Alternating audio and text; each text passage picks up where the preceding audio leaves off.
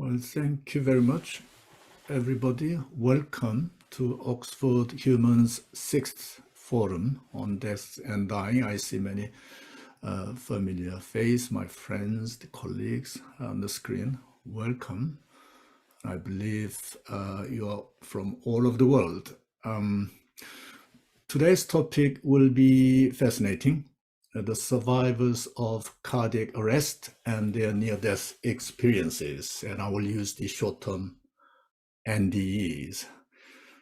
And if you were here in the first session of this month, you will remember the speaker, Professor Keith Ward, the highly philosophical and yet extremely rich in his insights on what death is and why life can be eternal. But today we have a speaker who I would say stands on the opposite side of the academic spectrum. Not a philosopher or metaphysician, but I see seriously philosophical and even spiritual implications of his argument in his book. So this will be very interesting. Dr. Pim van Lommel from the Netherlands, Arnhem. We are talking about what was the bridge too far? One bridge too far. Yeah, okay, the movie.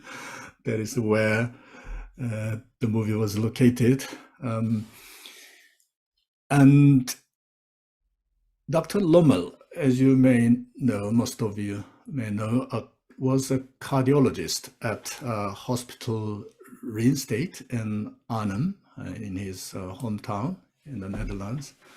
And we'll hear lots of medical things today. So thank you, Dr. Lommel, I will call you Pim, for your kind acceptance of my invitation. I was so lucky. I'm sure the audience will be feeling the same way. It's a great privilege to have you with us today. You're welcome. Perhaps many of the audience, just as I did, know the famous 2001 Lancet article. The title was Near-Death Experience in Survivors of Cardiac Arrest, and the subtitle was A Prospective Study in the Netherlands. That was very seminal, actually. And I will ask about that article in a minute. But if I'm not wrong, I think it was the first of its kind, published in a very prestigious medical journal. And as such, it obviously caused quite a stir in the medical circle around the world. And that was the kind of impact with which Dr. Lommel appeared on the stage of ND research. But obviously, he had been researching it for a long time, for 15 years prior to that. So the article was merely just a summary of what he had been doing with his research team. Well, we'll hear lots of startling things about what death is and what human consciousness is very soon. But before we move on to the main session, let me introduce one very important book Dr. Van Lommel wrote on the subject. The book first came out in the Netherlands entitled And the Laws of Bewustzijn, meaning which is endless consciousness. Yeah, endless consciousness, yeah, in 2007. And the English version came out in 2010 with a slightly altered title, Conscious Beyond Life, The Science of the Near-Death Experience. And I strongly recommend this book if you have not read it yet. Dr. Van Lommel borrows lots of insights from biology, quantum physics, and genetic science, and uses them as an interpretive framework to reveal the surprisingly metaphysical and even spiritual nature of consciousness. And I found some pages a bit technical, but overall, the book was readable, technically, and extremely enjoyable to read. So I, excuse me, full-heartedly recommend the book to you. So that's a short introduction of today's guest. And let me start the session with a question about the article I have just mentioned. I will combine a few questions here. So, Pim, what was the significance of the Lancet article, and what had been distinctive features of your research methodology?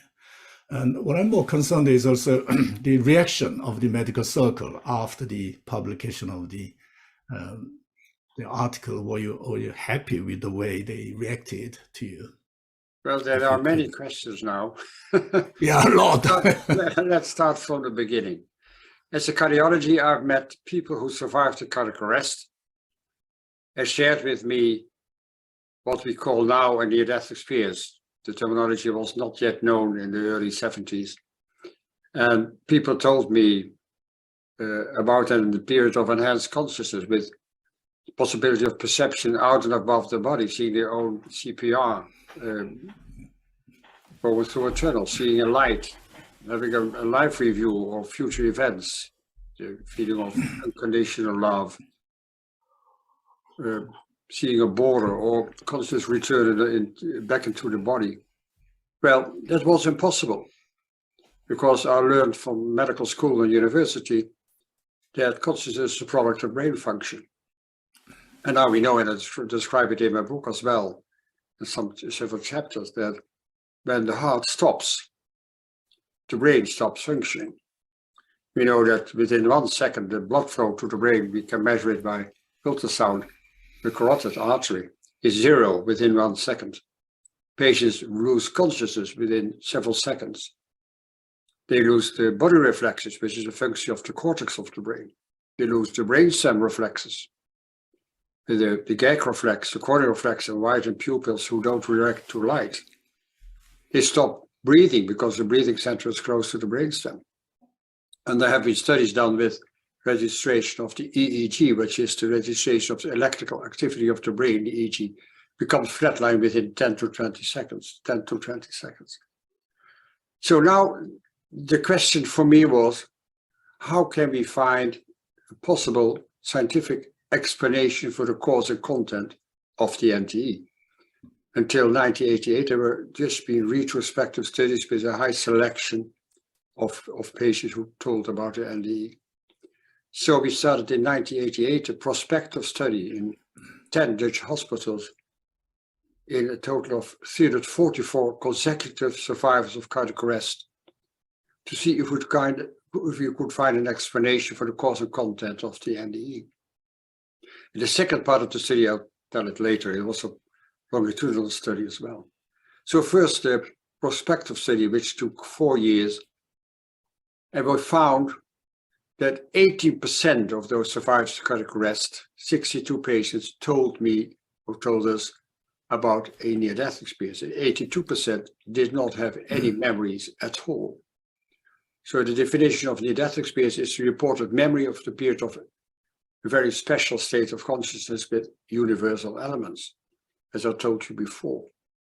Now the question was, what was the difference between the 18% of patients who reported NDE and the 82% of patients who do not report an NDE?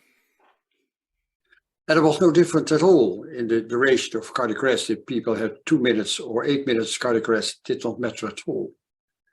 If you see the duration of unconsciousness, if it was 5 minutes or 3 weeks in coma, it did not matter at all.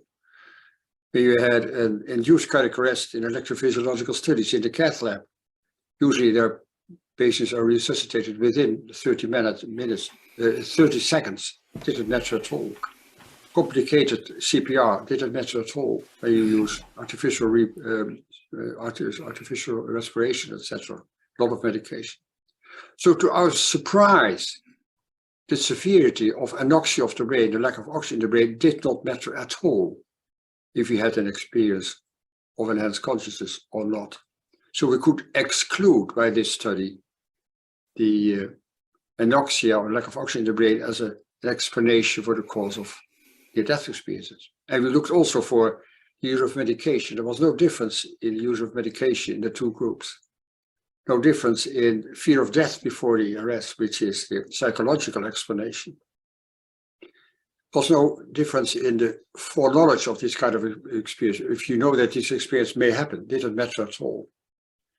Religion didn't matter at all. If they were Christian or atheist, didn't matter at all. Religion, all education, or gender, didn't matter at all.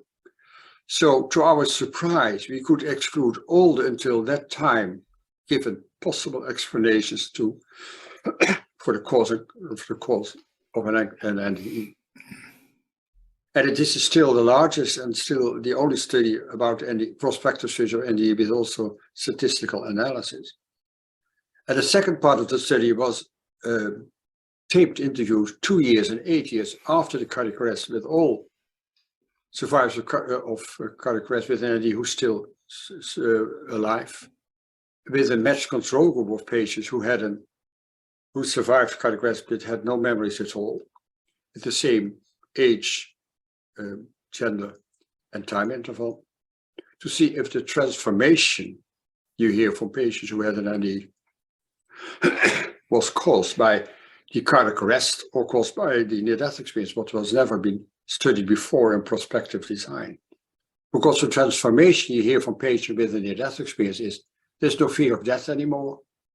They have a new insight what is important in life. It is all about compassion and empathy and unconditional love first towards yourself, accept the negative aspects we all have.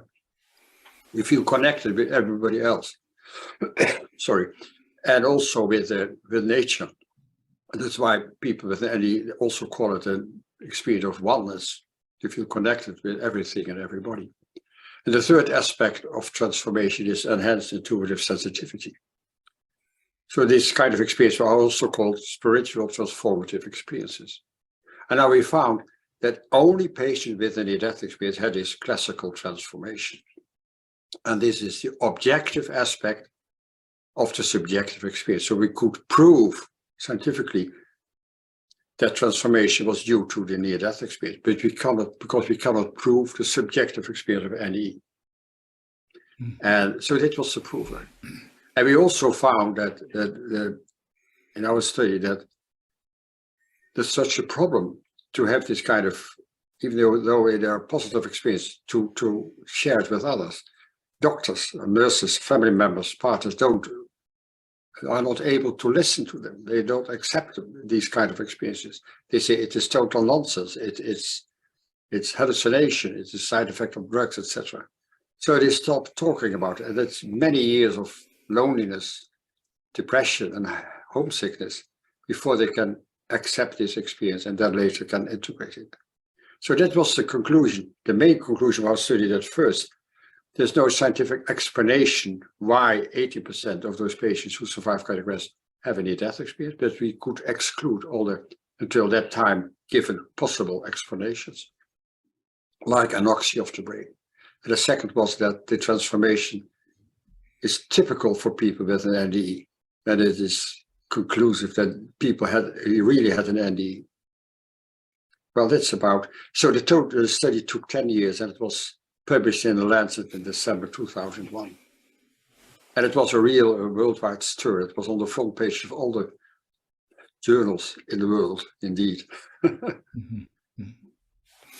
Well, you looked at those 18% of your patients who had this really mysterious experiences and came to the conclusion that consciousness is independent of body and it is non-local and endless. I mean, this is fascinating.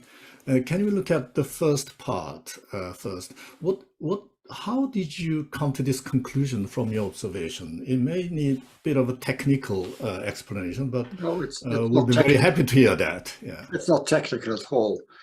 Just when you listen to patients who had a near-death experience, they have an enhanced consciousness with all the memories from early childhood, and they relive their whole life again. They can have future events.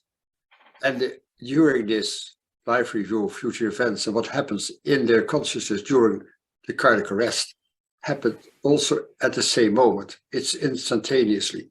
So at the moment you think of somebody, you will meet him. You think of some place, you will be there, and people can talk for weeks about the experience who took for our earthly time system only 2, 3, 4, or 5 minutes. So it means, and they were connected with everybody else, also with deceased relatives. So when the people tell that in this kind of enhanced consciousness, future and the past is available at the same moment, and everything is connected, which we know from quantum physics, and quantum physics is not an explanation, but just an analogy.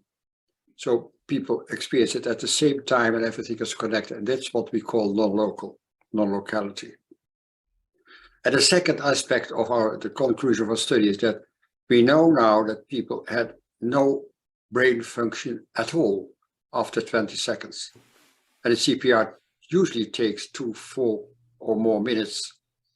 If you have to initiate CPR as soon as possible, because when you are later than 5 to 10 minutes, people will die due to irreversible brain damage. So we call it clinical death. When you have cardiac arrest, it's clinical death, and it is still irreversible within the first 5 to 10 minutes. It's the third stage of the process of dying.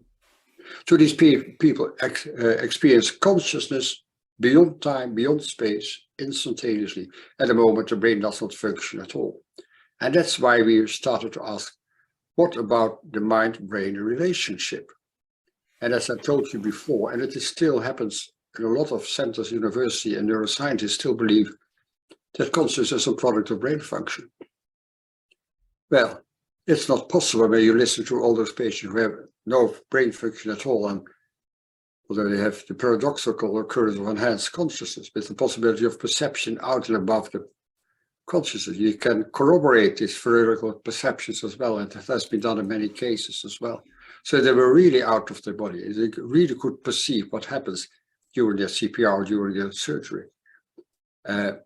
So the conclusion now is, and I'm not the only one, there have been more scientists and these researchers, but also philosophers and cognitive scientists who now think that the brain does not produce consciousness, but facilitates consciousness. So it has a facilitating function or a filter function, and not a producing function to experience consciousness.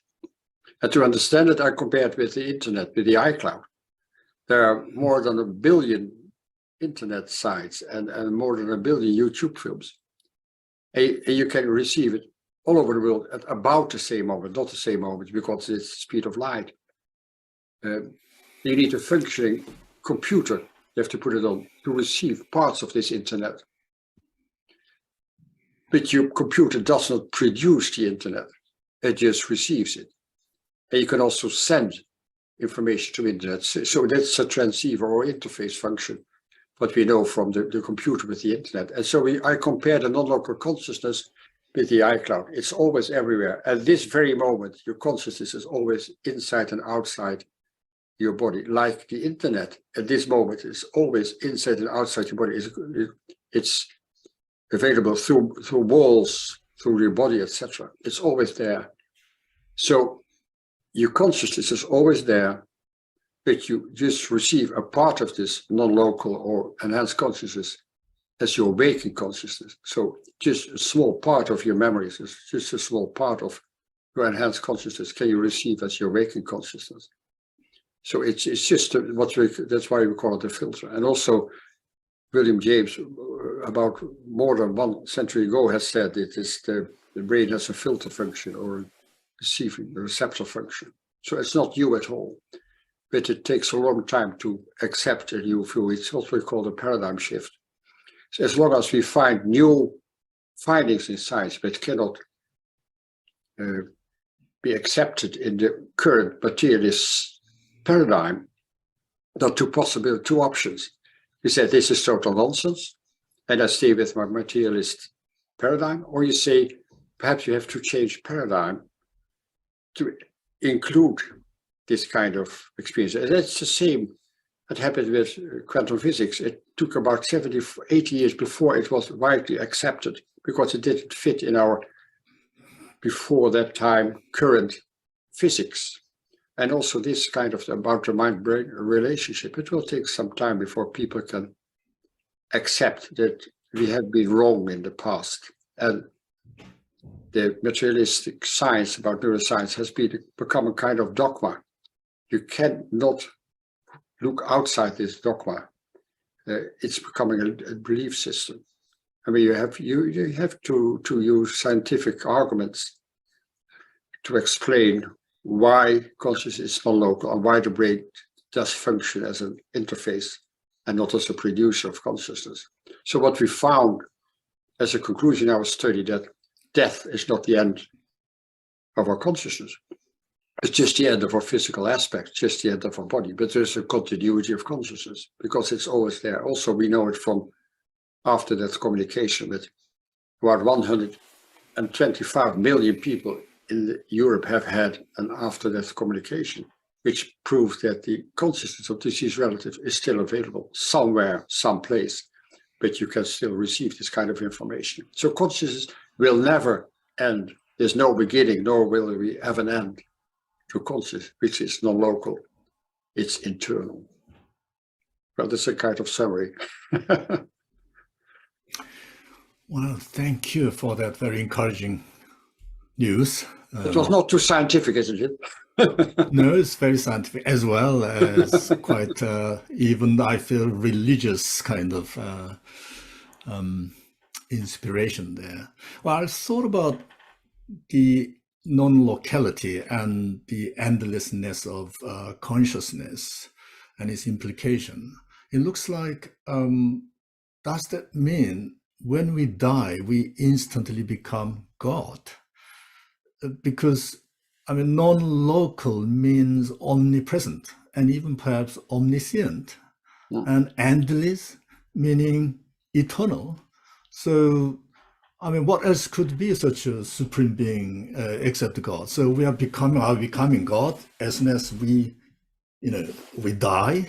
What is the implication of this spiritual implication of your finding?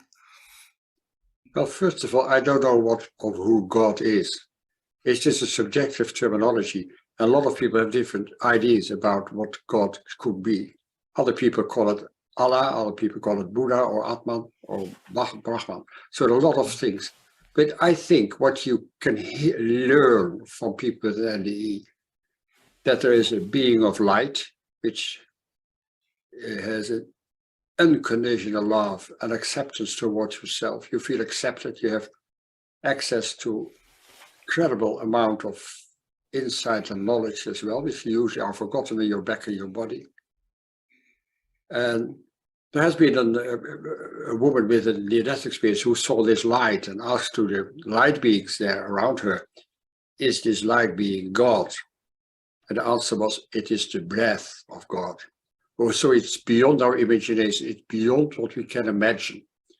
And I think God would be the highest form of consciousness. What we also know from the Divine Comedy from what was written 7 centuries ago, or more, even more, by Dante. So it's the highest level of consciousness. It could be called God, but you could also call it the highest form of consciousness, which is pure love, pure insight, pure acceptance. So you may call it God, a man-made name.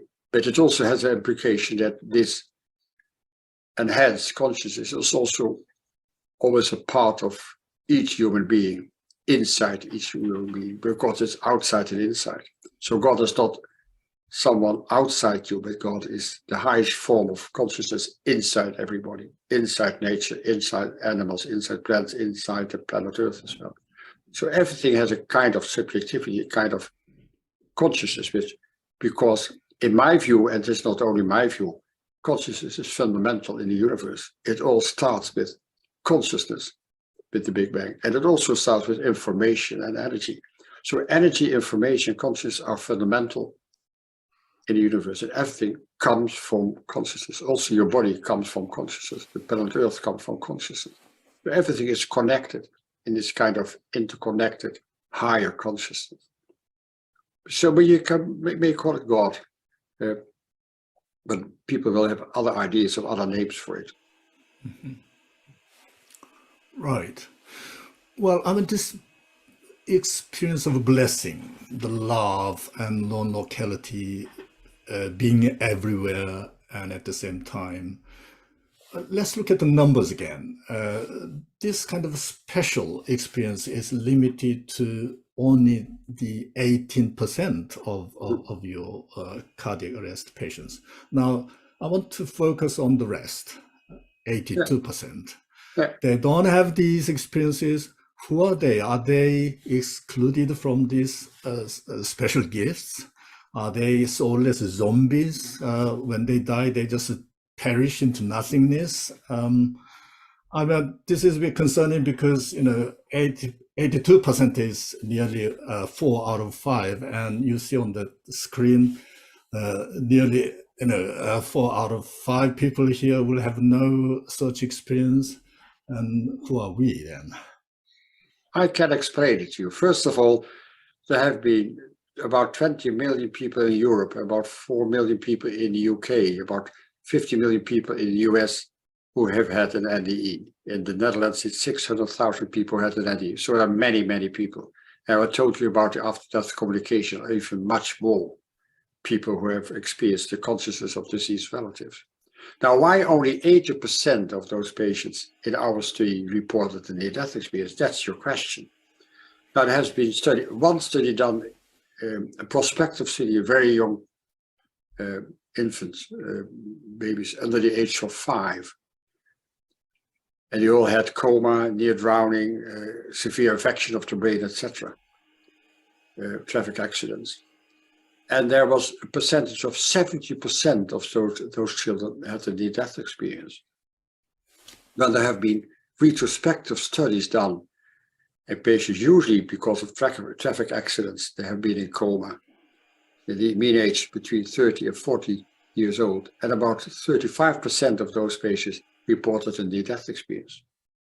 In our study, the mean age was 62 years old, and the patients who were younger than 60 years old had more NDEs than the older group.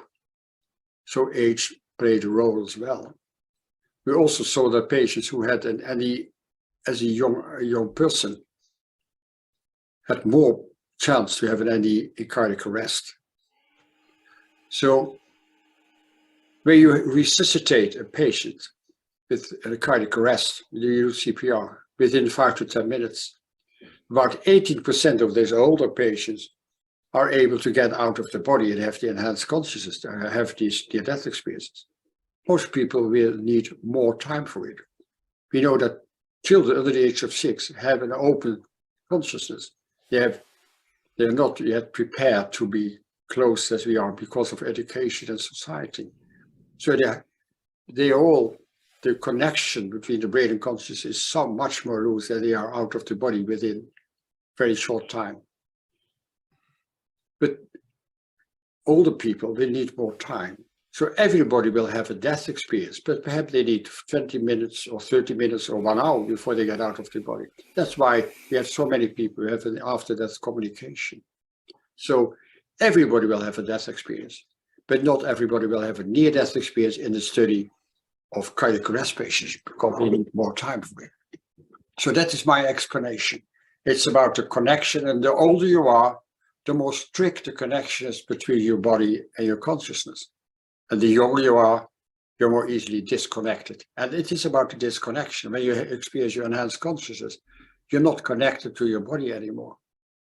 So, and again, as I told you before, what we could prove in our study that people can experience an enhanced consciousness during a period of a non-functioning brain.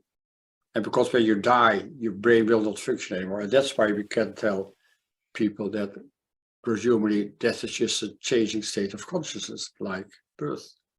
It is not a scientific proof because people who had an NDE were all still alive. They came back to life.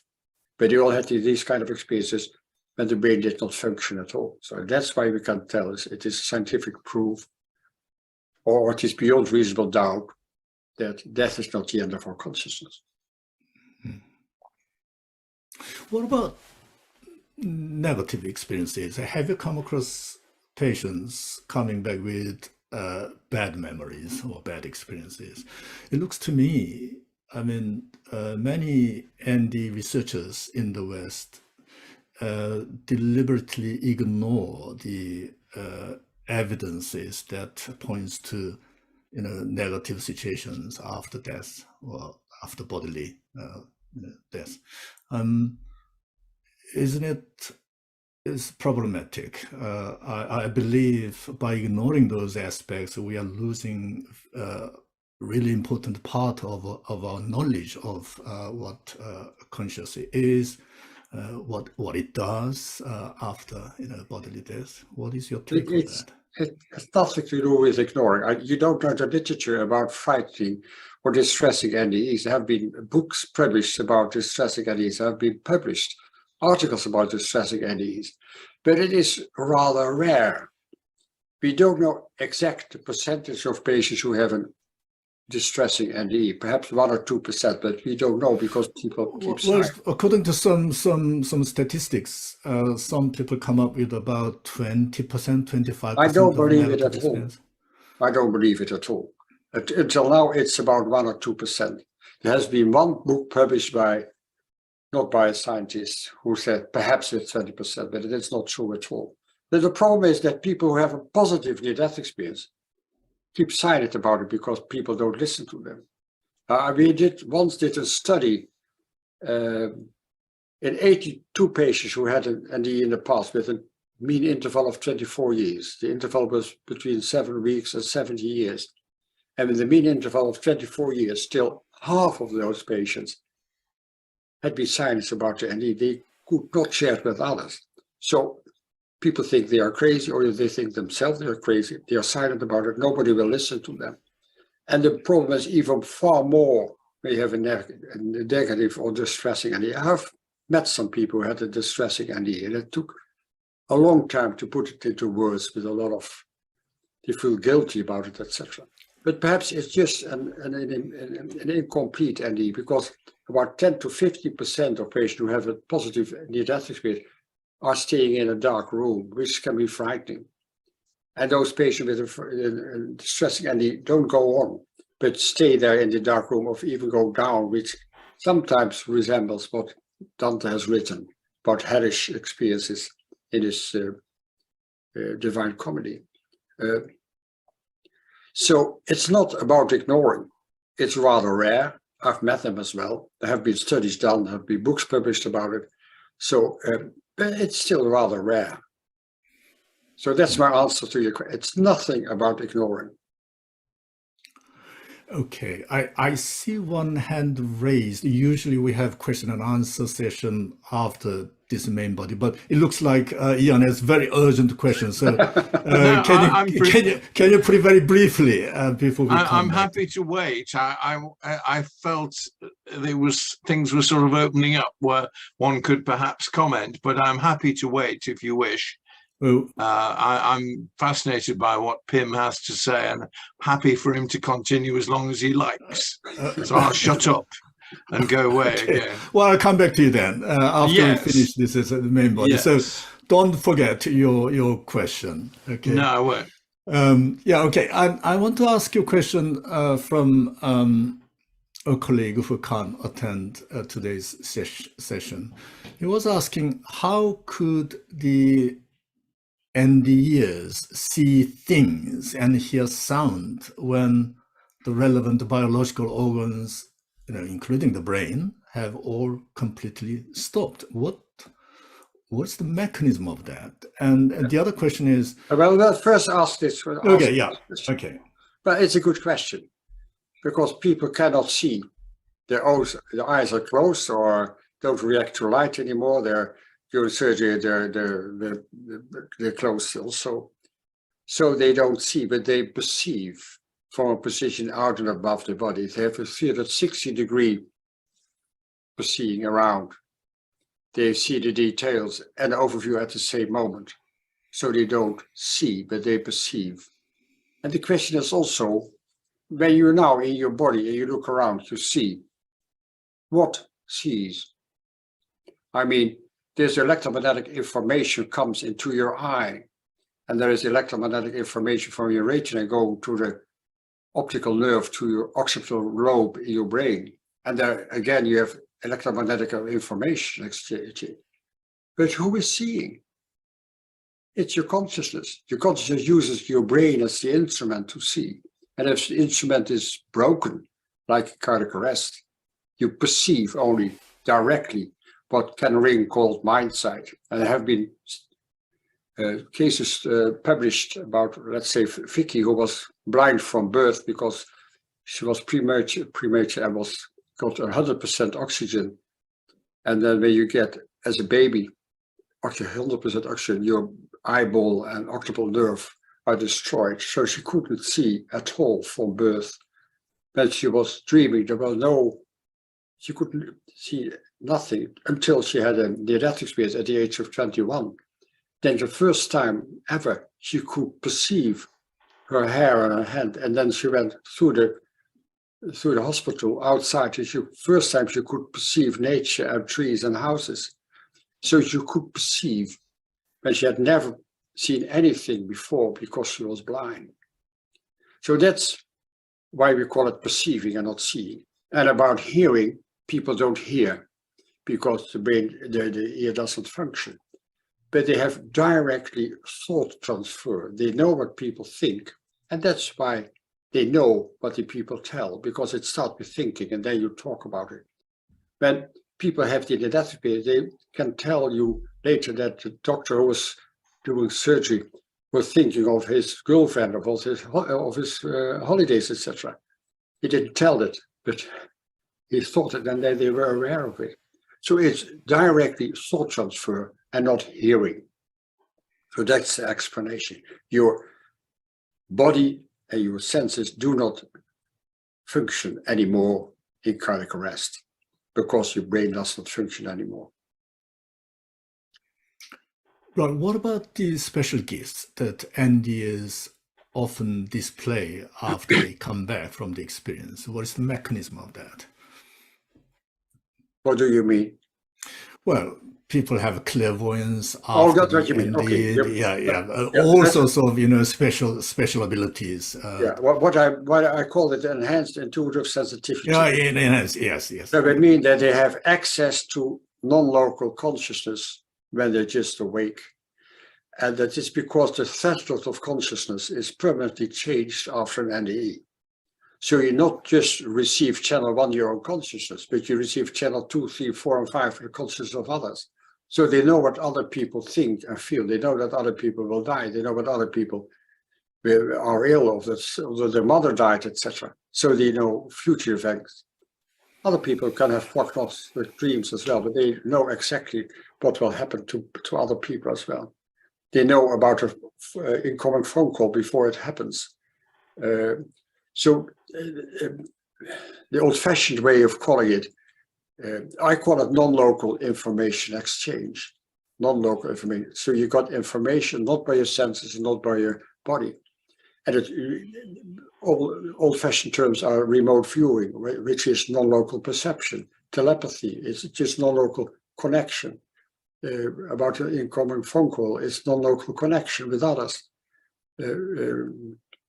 Precognition is also access to the non-local aspects of consciousness, because the future and the past is available in this non-local consciousness. And the problem is, for most people, this enhanced intuitive sensitivity, first of all, they don't like to talk about it. And it's very frightening because you don't want to know what other people think and feel. So it's very hard to accept this as well. But and also there are cases who become a medium, so they are just have contact with deceased relatives or the deceased people as well, because they have access to this non-local realm. And that's what we call the enhanced intuitive sensitivity. But you have to ask it. People never start to talk about it spontaneously because it's such a problem for them in daily life. Right. A pool of knowledge sounds like somebody called Akashic Records. And well, usually we don't have access to this universal knowledge because our consciousness is highly localized. There must be a reason that we have our consciousness usually localized. Maybe it is serving a very lofty kind of purpose. I'm a theologian, perhaps, ordained by the divine, perhaps. Well, the Akasha field has been known in the Hindus from 5,000 years ago. Teilhard de Chardin called it noosphere. Rudolf Steiner had also an experience of a light experience and was able to be in contact with the Akasha field, with the future and with everything else. And there have been a lot of people who had this access to this non-local realm because they have this kind of experiences. So it happens quite often as well. But usually, again, they don't talk about it. I don't know if there is a purpose. I think people are open, and also children under the age of 6 are open with the concept. They can sometimes talk spontaneously about reincarnation case, about the previous life. And when they are 5, 6 years old, they don't remember it anymore. So they have access to this non-local realm as well. And people who have sometimes in families, like Carl Gustav Jung, his mother was kind of medium, and he was self-open as well. He had a cardiac arrest and a near-death experience in 1943, and it's changed his work as well afterwards. So it happens quite a lot. Also kind of family members, usually being the female line, can have the intuitive sensitivity as well. But most of all, it's caused by the death experience. Also, when I meet someone who had the enhanced intuitive sensitivity, I ask about the birth, if there was a complicated childbirth. And usually, when they ask, they have had a complicated childbirth. They were blue or had the umbilical cord around the neck, etc. And so they had a near-death experience at birth, and they don't remember the NDE. It's an exception. I've met some people who could remember it, but usually don't remember. But they all have the enhanced intuitive sensitivity. They all are different from other children and other people. It's chapter 5 of my book, NDE in Children. And they have the same elements. And they never heard anything about other people, about the elements, but they have the same elements as well. So it's universal, this kind of experiences. Okay, let me talk about some implications of your findings for practical matters, which can be very often very controversial. Why controversial? Why controversial? I don't know why. Not your finding, but the social issues related to that. For example, organ donation. Now, we now know that people can be still alive when they are brain dead or when their heart stopped. And nevertheless, they are hurrying to take organs from them. Now, the findings of your research, has a huge implication for all those medical practices. And I'll come to the educational issue. So we'll first talk about organ donation, if you want. Yes. What is your position on that issue? Well, the problem is that people don't know anything about it. They don't know the difference between organ donation and tissue donation. Tissue donation can be, you have been in mortuary for 2 days, and then your corpse can be, you can use the skin or the bones or the cornea, or even when you're young, your heart valves. But organ donations, you need an organ of someone. It must be a living organ. Now, they have had the practice to call brain death is equal to death.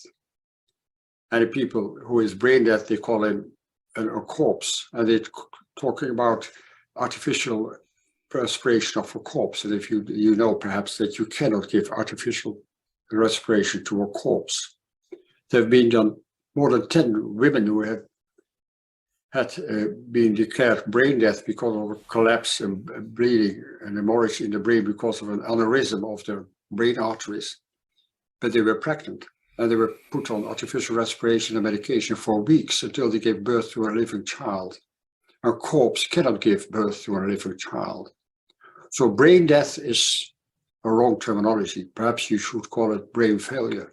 But brain death is not the same as death.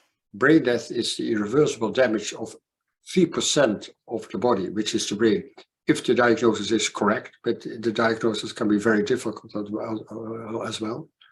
But 97% of the body is alive, is kept alive, because they won't transplant living organs.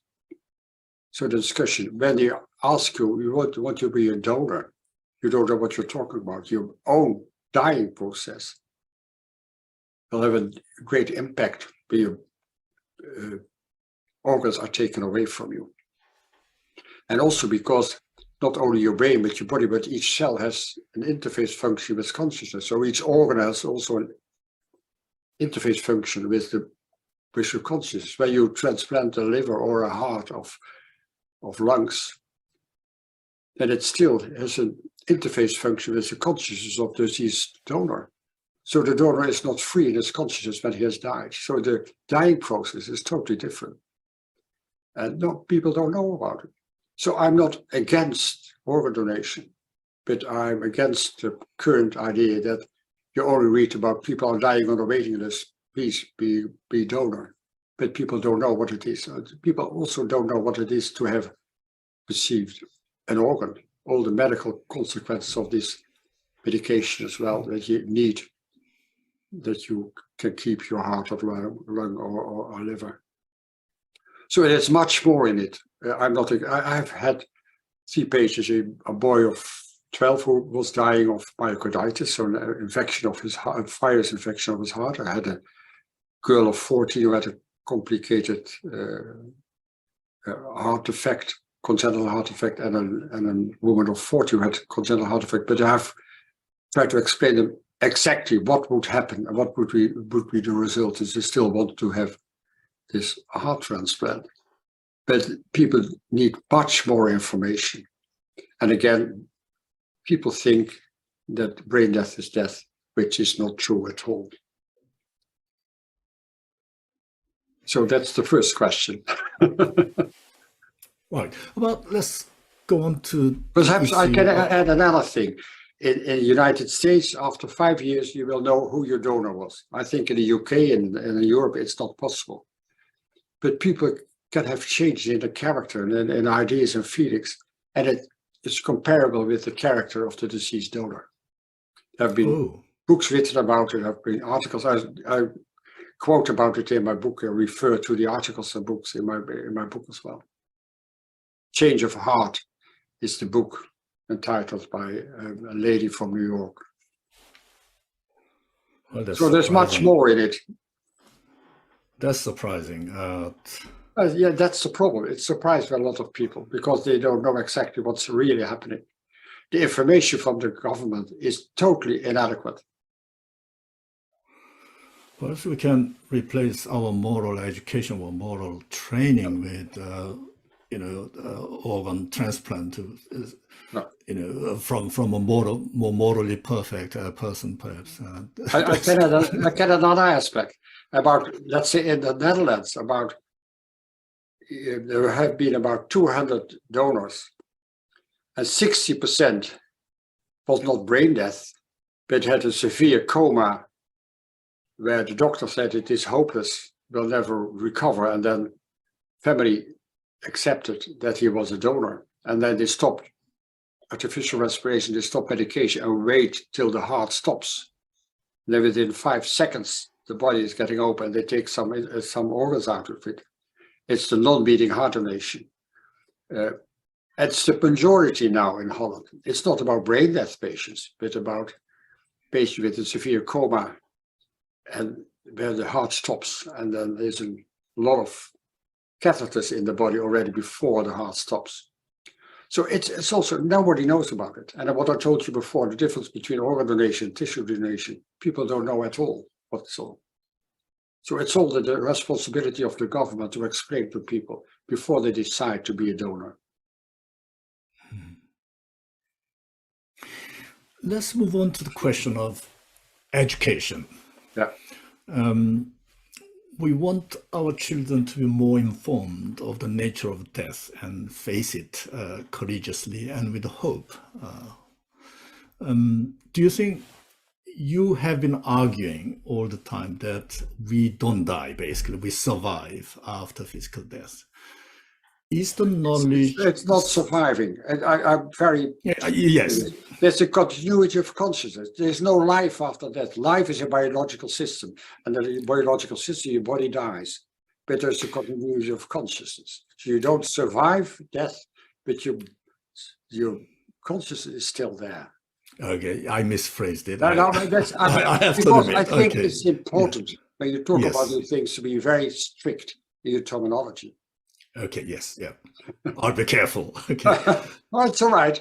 There was no beginning, there was no end. Our consciousness. Now, is that knowledge solid enough to warrant starting death education targeting at school children?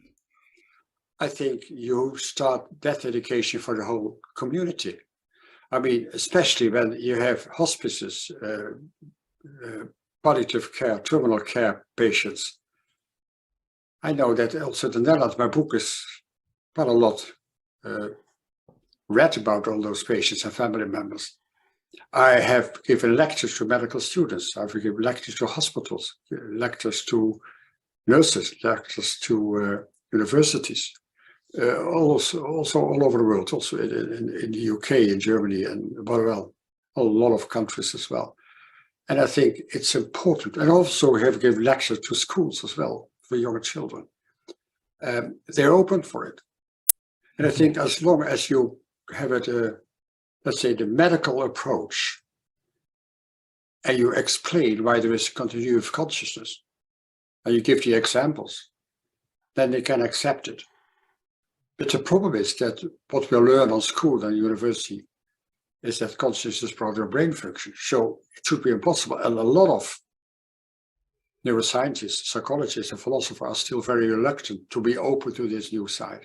Max Planck, the founder of quantum physics, has said about a century ago, when you have a new idea, you have to wait until the older generation has died and the younger generation will accept it as normal.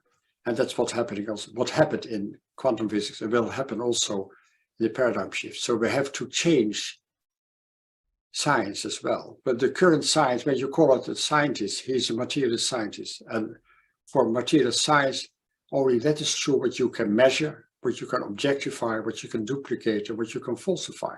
That's true. But when you talk about what you feel and what you think, about your consciousness, we cannot prove, we cannot objectify, we cannot duplicate, we cannot falsify. Your consciousness is beyond our current materialist science. So what's happening now worldwide is expanding science into what's a post-materialist science, which includes subjective experiences. And that's what's happening now, also in cognitive science, also in consciousness studies. So it's changing as well. The paradigm shift is already there, but it's a slow process. And the younger generation is much more open, is my experience, than the older generation, than my generation. I think I agree with you. I mean, the younger generations are quite open. I gave a lecture on the issue of eternity of consciousness in a private school, and they were very much open. I mean, much more than I expected to this question, and very positive. Really, I was surprised. Yeah.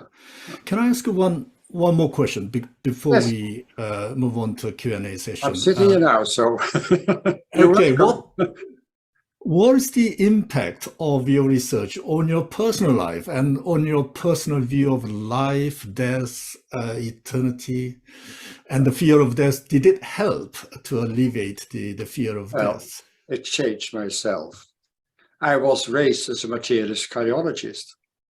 I was raised with the idea that consciousness is a product of brain function, until I met those people who haven't had the death experience and were willing to share it with me. And when you meet people with an idea shared with you, you feel the reluctance to share it with others, you feel the emotions. So, and I've met hundreds, perhaps thousands of people personally who had an idea. I've received tens of thousands of emails from all over the world who share the idea with me because they know that I accept it, I'm open. So it took several years perhaps 10 years or so before I could accept that I was wrong in the past. And I'm now sure, really convinced that consciousness is not a project of brain function, that there is a continuity of consciousness, that death is not the end of who we are. Death is not the end of the essence of who we are. And that's also important that we learn that we are connected with everybody and with nature. So we have to change the way we eat. My wife is vegetarian, and I'm about vegetarian. We never eat meat anymore, and hardly any. I eat sometimes fish, but my wife doesn't want to eat fish as well. She says every creature who has eyes, I don't want to eat. That's a good thing. We have a garden. We love nature. We're always out of nature. We're in our house. It's always silence, no music. It's just silence. I love to meditate by walking in nature, in the woods. My wife did yoga a lot. I can sit, but I cannot sit. But I can walk in nature. So the way I live, we have in our house a center for many families who come here each Saturday for organic biological food made on anthroposophic basis, which is quite pure vegetables. So we change a lot. And it's also how you treat other people. People ask sometimes, how do I react to people who attack me? I say it is total nonsense of pseudoscience. I always send them some love. I don't start to discuss with them. I accept that people will not agree with me, and that's all right. I will never try to convince people as well. So that's about your question. It looks like and I'm a you happy have- man. I'm happy. I'm walking and biking a lot. I love the garden, love nature, etc. Love my children, love my grandchildren, love my wife. It's a good life. I'm very grateful for my life. It looks like you had almost the same kind of experience as your research subjects had gone through. Almost like I see almost the same kind of effect on your life through researching on those phenomena. I think we should have you on Monday. We have a parents meeting wherein we'll discuss about how to help our children to alleviate the fear of death. And you are the perfect role model. And Well, there are films and YouTube interviews from me and articles about me, but perhaps it's too difficult for small children to read it. But also very interesting, perhaps my book is read by a lot of schools by children for the age of 60, given by philosophy or lessons, etc. So people can read my book in school. It's obligatory to read it and to discuss it and to write articles about it. So it's happening now already in some schools as well in Holland. So my book has been printed now in Holland. It's the 28th print. It's more than 150,000 books have been sold in the Netherlands, and it has been translated into 11 languages, which more than 400,000 copies have been sold worldwide. And it's still going on. And now I give a lot of YouTube interviews, Zoom interviews, on writing articles, etc. So I think the future is not giving lectures, but communicating with the internet. Younger generation is more open to go to internet than to go to a lecture. exactly, yes. I was quite lucky to ask the last question. Really, that was tremendously inspiring and moving to hear what kind of impact it has on your personal life. Thank you very much for that. I think that most researchers who did any change as well, because when you meet all those people with any, you change as well. You don't need an any yourself to change the way you live. I think we need another session for that. No, that's really, all right. we really want to hear about that. That's very This important. is Yeah, enough. okay. Right. Well, thank you so much. And thank you for your patience. We have about 30 minutes for questions and answers. That's the first question already again. Yeah, okay. Ian, you have been waiting for so long, so Yeah.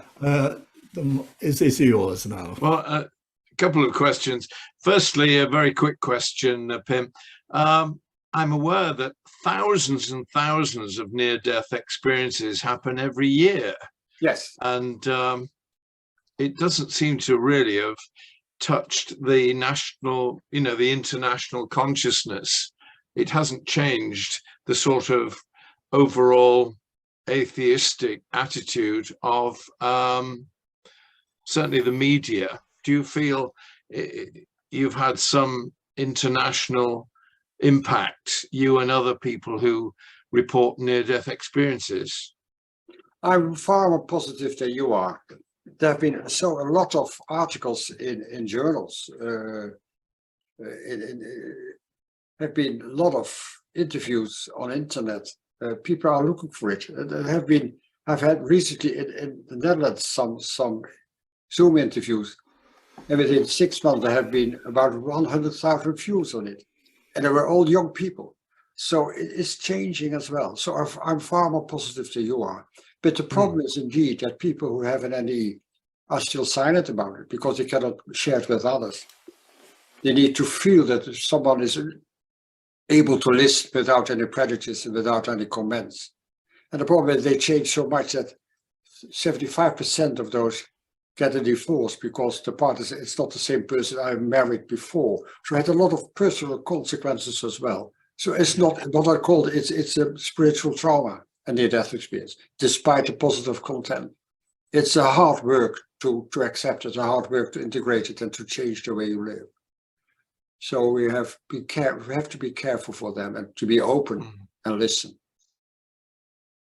Yes, interesting.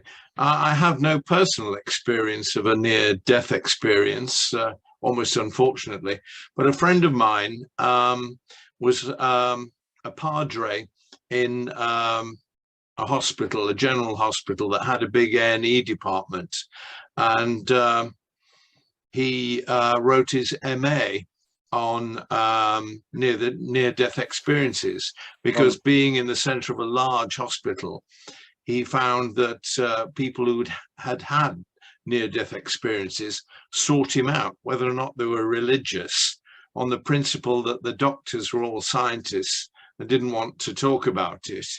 And their family, they were frightened they would get committed or something. So the only person they felt free to go and see was this religious chap who collected enormous number of near-death experiences, some quite remarkable.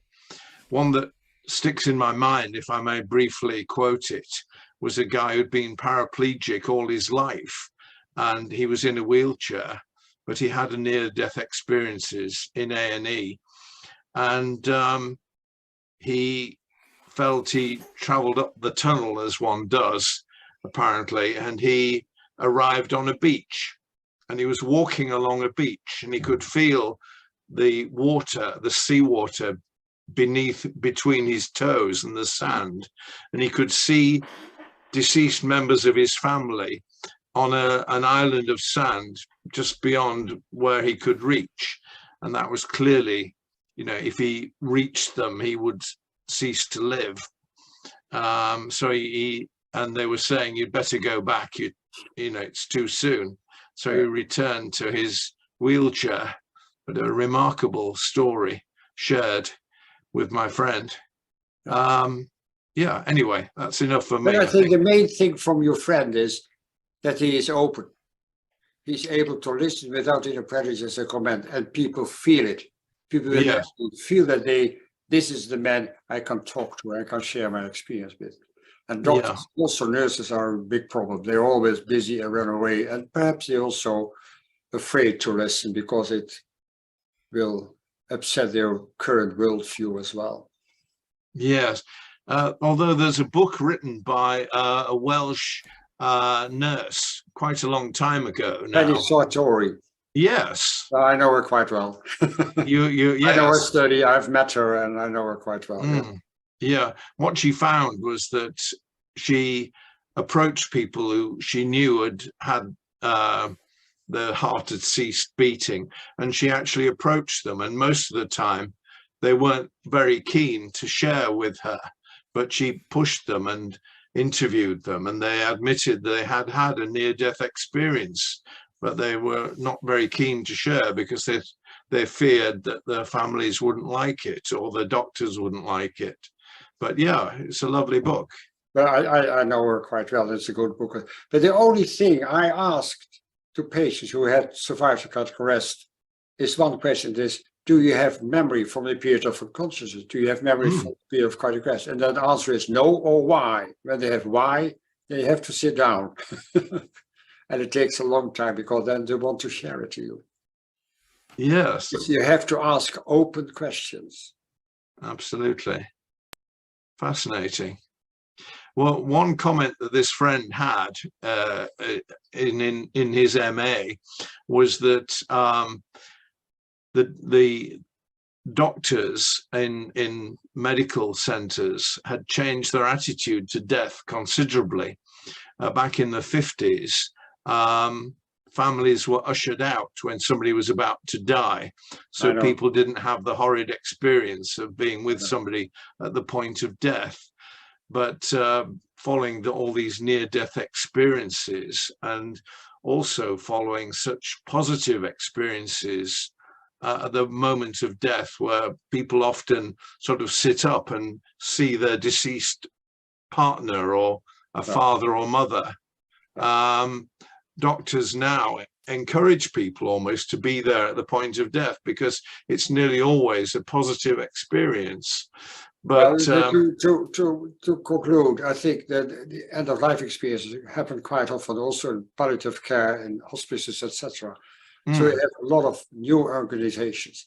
But there are many other people who want to ask questions. So perhaps I'll shut up about now. Yeah. Right. Okay. Thank you for your questions. It's all right.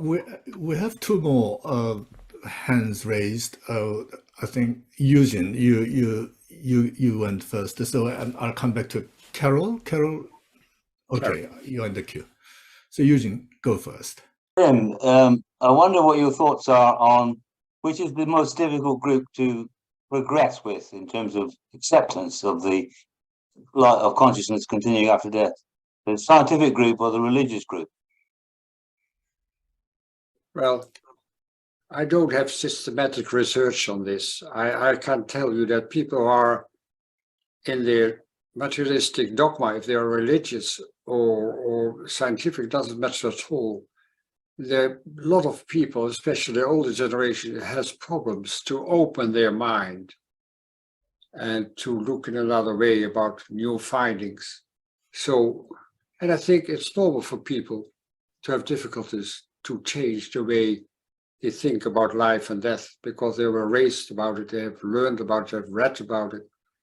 So I understand quite well that people have problems to accept a new approach, that there could be a continuity of consciousness. Again, I will never try to convince people, but when they have to read my book and read my articles or look interviews, then perhaps they become more open and they can change their view.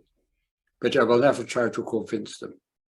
And I know that a lot of medical doctors and scientists who were strict materialist scientists had the near-death experience, and then they changed their view about life and death as well. As Emil Alexander, but a lot of other doctors as well have changed their mind because they had their own near-death experience. But I don't think you need a near-death experience yourself to change the way you have your ideas about life and death. Thank you. Thank you. Carol? Hello, good evening. Thank you, Jung-Hae. Can you hear me all right? Yes, I can hear you. Perfect, thank you. So thank you, Jung-Hae, for organising the event and bringing all these wonderfully open-minded people together. And also thank you, Pim. I really enjoyed your discussions this evening and interested to hear of your work. I'm a lecturer in metaphysics and psychoanalysis and things like forensic psychology. I've also had a near-death experience, very profound. I've had an interesting life anyway. I realised that the scientific mind, I was going to waste my time there if I tried to, as you've mentioned a couple of times this evening, convince anybody. So if anybody does want any information on, I've made a video on the 7 levels of consciousness, and that is on YouTube. And I also, Jung-Hae mentioned about education. So I created my own college called College of the Mind. And so when it comes to things like consciousness, if you have a bottom-up perspective, which the medical mind does, then they're not going to understand. And I like to say in my lectures, just because you don't believe it doesn't mean it's not going to happen. Thankfully, I've outgrown the confinement of what other people think. And so I openly write and produce literature in the different levels of consciousness. There's a couple of things that people mentioned. There's something you mentioned about physical death. So metaphysically, we cannot die. And we can only come out of this physical realm. And so the physical death, which I think you defined as death, I write about how we actually metaphorically die. So the near-death experience will be a metaphorical death within life. And I have a little smile to myself when people are talking about near-death experiences. I wonder if the ultimate fear isn't a near-life experience, like to become fully conscious. So in the stages of consciousness, I draw on Freud and Dante. I loved your reference to Dante earlier. I deliberately write poetically because that's how you access the deepest level of our human consciousness, which is the subconscious mind.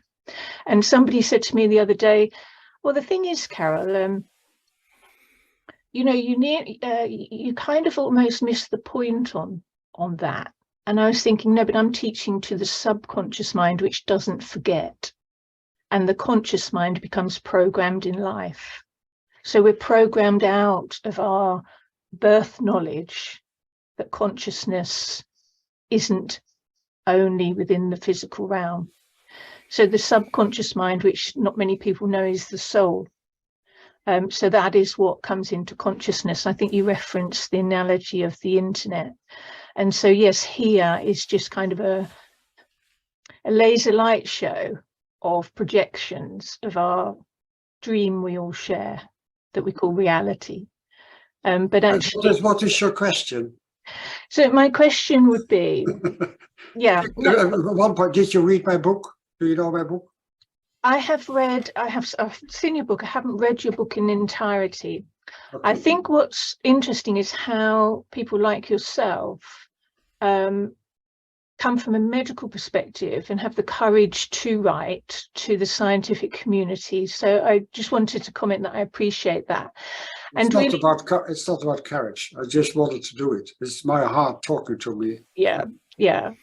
Well, maybe it's on your spiritual contract, is what Yes. my more spiritual students would say. But I just wonder, your contributions, if they're just in a book, people don't read anymore. So is it that you would produce more videos and more content? Did you see my website? I did not see your website. No, No. so that's the answer of your question. I have Yep. many interviews, many YouTube films, very documentaries, I have read my book as well, many articles as well. So I do everything what you asked. You do everything. So you have to look at my website. You I can will, thank enjoy you. many hours or days to look at it. I will go now. I go after this meeting. I've thoroughly enjoyed. I like to hear people within academia, within medical societies, talking about metaphysical knowledge, which is what I teach. So I'm thoroughly appreciative of it. I shall go immediately after this and have a look. You're welcome. Thank you. Thank you. Are there any more questions?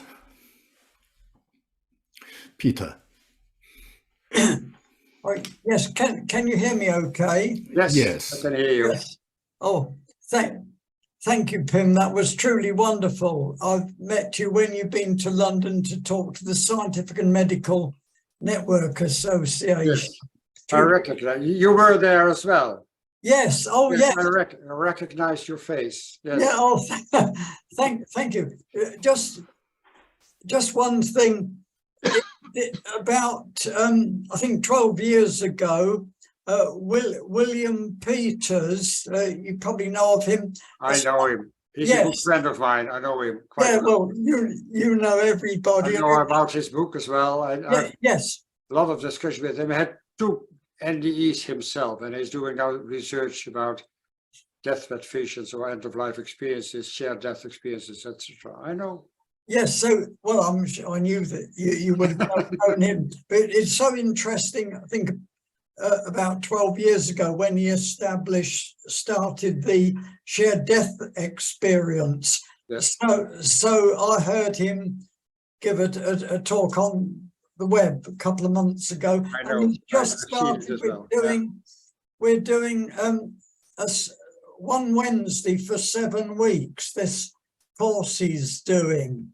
It's truly wonderful. We've had 4 sessions so far, truly illuminating, wonderful. And the guided meditations that he leads us on, and the homework exercises that we're doing, imagining choosing a real friend, somebody you know in life, and being with them during the dying process, and how would you feel it? Truly wonderful. But anyway, thanks again. You're welcome.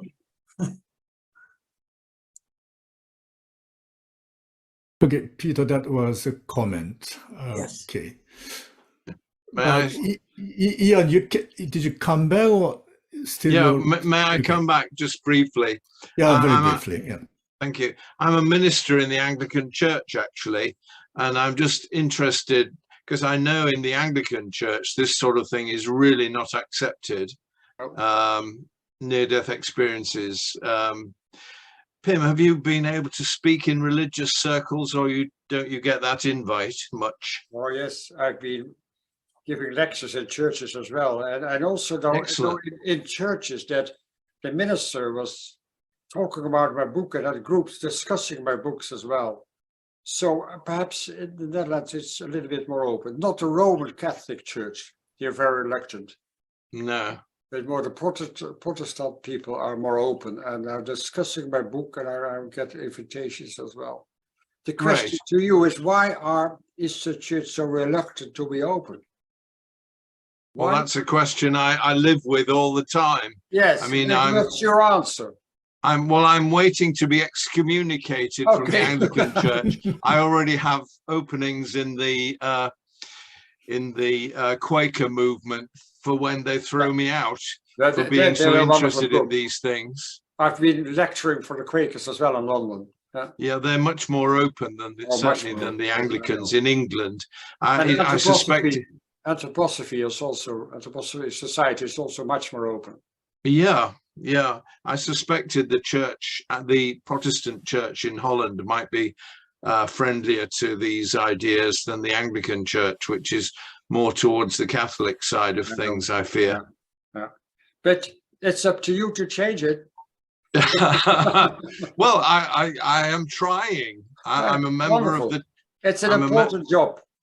Yeah, I'm on the main board of now, just recently, on the Church's Fellowship for Psychical and Spiritual Studies. And we try and push things along a bit, but we're a diminishing group, I'm afraid. We used to be bigger back in the 50s, and we're dying off now. So yeah, we try and push things. Perhaps you have to change the word psychic and the word spiritual. Yeah, maybe it's not too popular. I think you have to change the terminology. Like paranormal and parapsychology, I never use those words because it's just normal. It's nothing to do with para. Okay, thank you, Ian. I think, Ian, do you have any questions? If you don't have, can we move on to Karen? Yeah. Move on to Karen, by all means. Yeah. Hello there, everyone. Hello, Pim. Thank you. I had my NDE, I'll make it brief. I had my NDE when I was 14. and I remember everything. I had the live review. By traffic accident, near drowning, what was it? My heart stopped. Oh, your heart stopped. Yes, big style. It just, that was me gone. So I knew I was going. Syndrome? Did you have a No, I had an accident. That's a better way of putting it. I had an accident, okay. an incident. That's all I'll say. And my heart stopped, and you know, there you go. I had the tunnel, the life review, and when I came back, I had precognition. I still do. I work with the afterlife. I work with people who've died, and they talk. I'm a medium, in other words. That's what I told before. Yeah. It's an attitude of sensitivity. So you're open to the non-local. Very open. Yeah.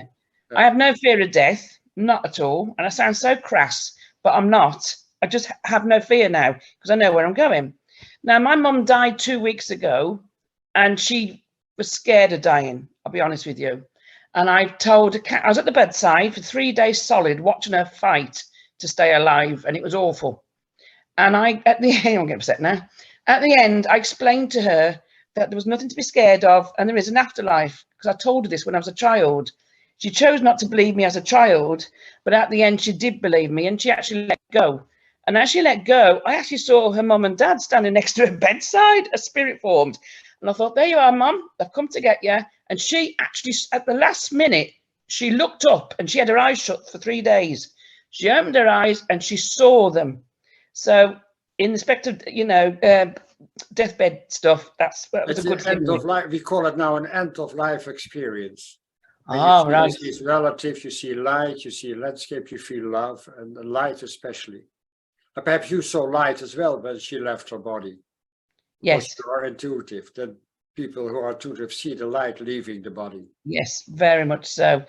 I will touch on one thing that got mentioned by Ian, I think it was, about religion. Me doing what I do over the years, a lot of religions, I'm not very happy with what I say or whatever. That's up to them.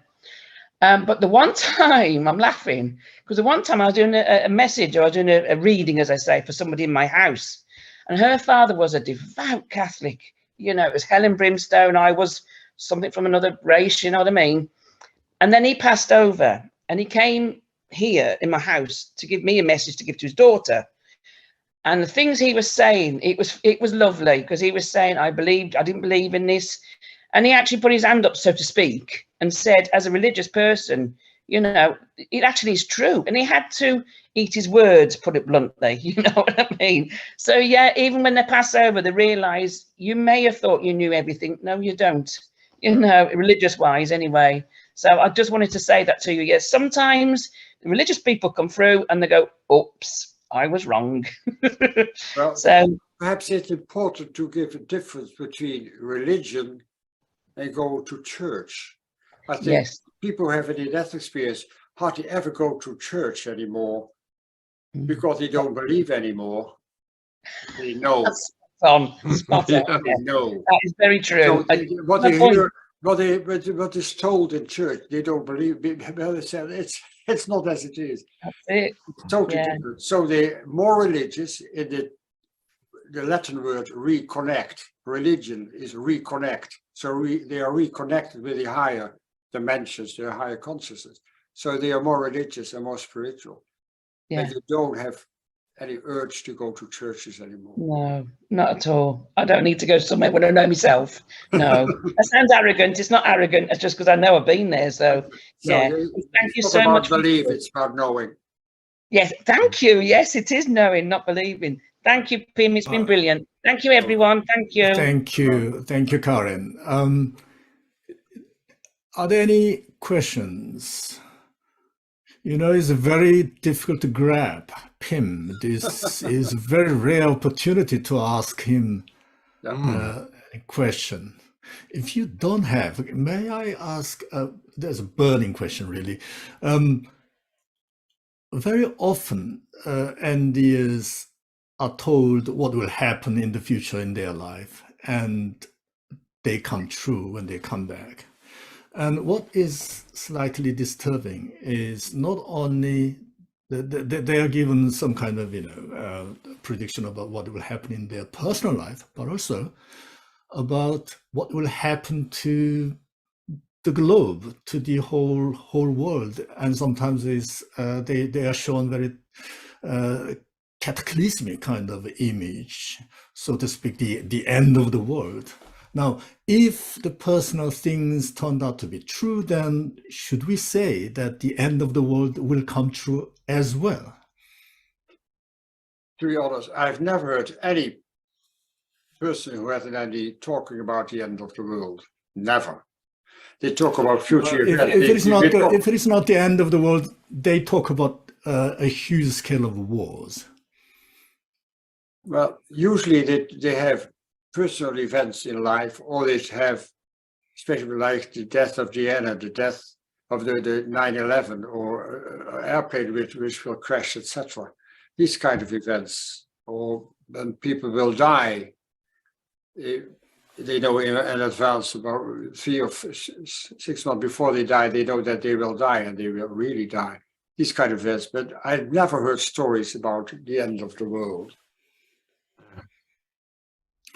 Right. But they're worried about the planet Earth, because we are destroying nature, we're destroying the planet Earth, the way we live. So we have to change your consciousness, the way you live, to have a planet where our children and grandchildren can survive. So we have to change a lot of things. But it has nothing to do with future events. It has to do with when you're looking around now that you know what we do is crazy about the planet. Okay. I think we have time for only one question, and I see Anne. And can you unmute your microphone? Can you hear me okay? Yes. I hear you. First of all, I just love to say I really have enjoyed the talk. I rarely speak at these kind of things.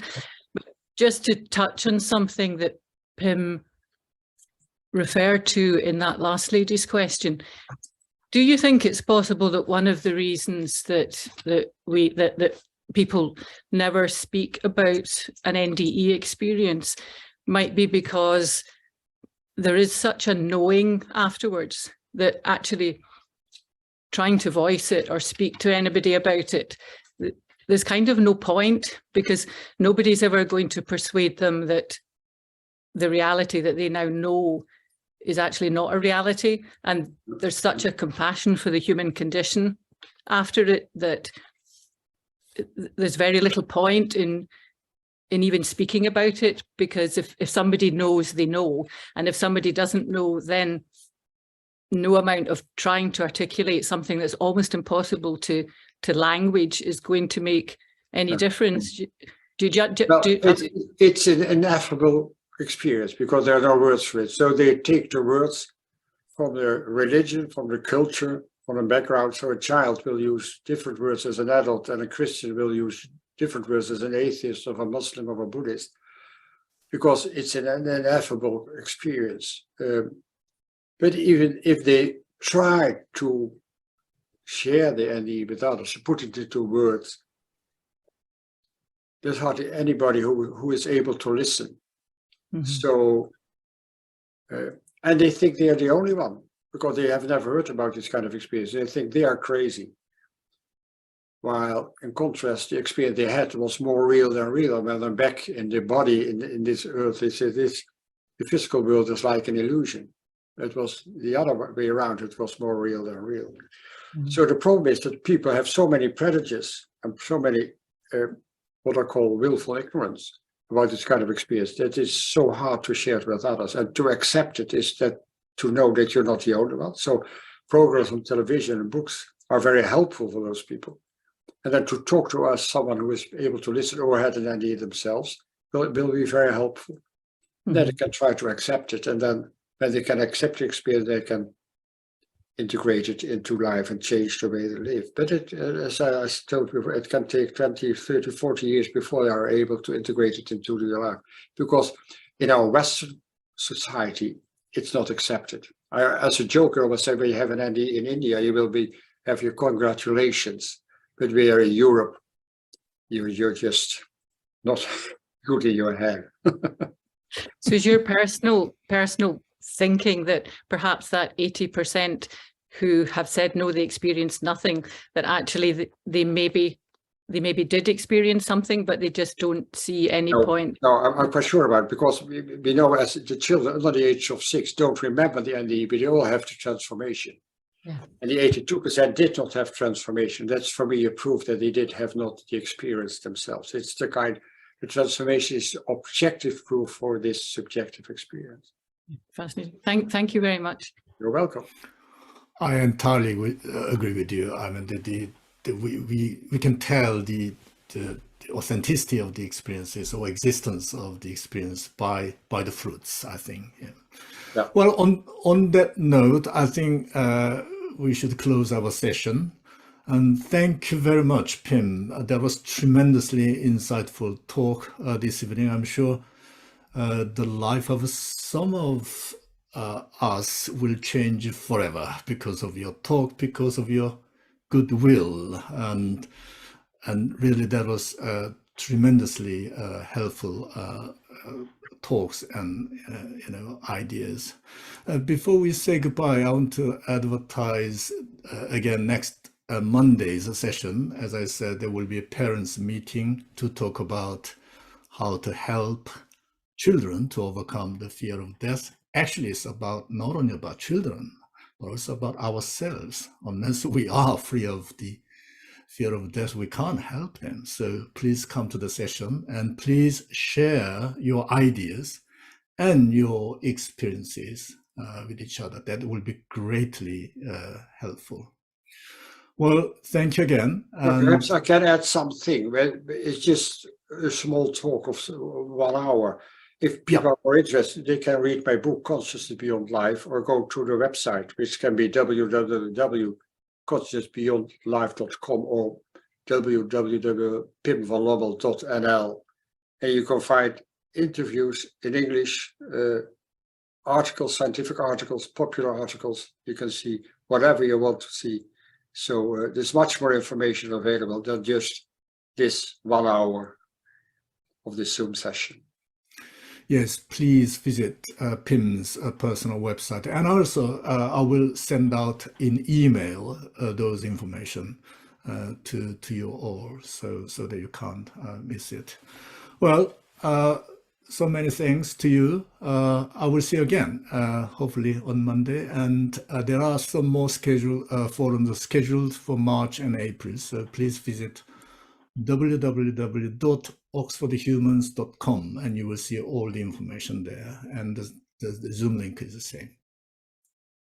Okay, thank you very much, Pim. And you're welcome. See you again soon. And all those who are here with us. Thank you. Bye-bye. Okay. Thank you and bye-bye. Bye-bye. Bye-bye. Thank you. Bye.